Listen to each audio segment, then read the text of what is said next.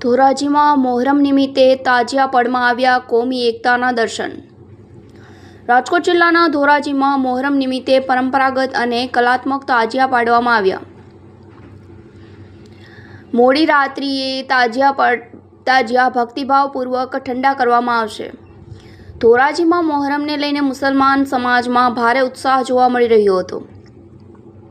ધોરાજી પંથકમાં મોહરમ પર્વની તૈયારીઓ ઘણા સમયથી ચાલી રહી હતી, જેના ભાગરૂપે અત્યંત કલાત્મક તાજિયા બનાવવામાં આવ્યા છે।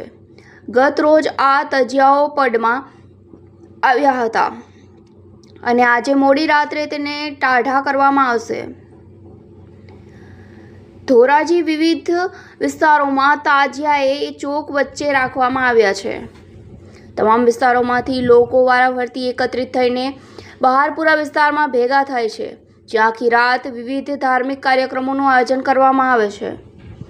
તાજિયાનું મહત્વ મુખ્યત્વે મોહરમ દરમિયાન ઇમામ હુસૈન અને કરબલાની લડાઈના શહીદોની યાદમાં પ્રતિકાત્મક સ્મારક તરીકે તાજિયા સ્થાપિત કરવામાં આવે છે।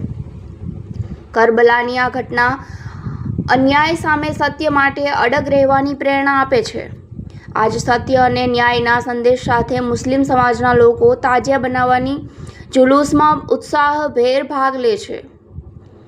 ધોરાજીમાં આ પર્વ દરમિયાન હિન્દુ મુસ્લિમ બિરાદરો વચ્ચે કોમી એકતાનું અદ્ભુત પ્રતીક જોવા મળે છે। તમામ ધર્મના લોકો તાજિયાના દર્શન કરી ધન્યતા અનુભવે છે અને પોતાની મનોકામના પૂર્ણ કરે છે।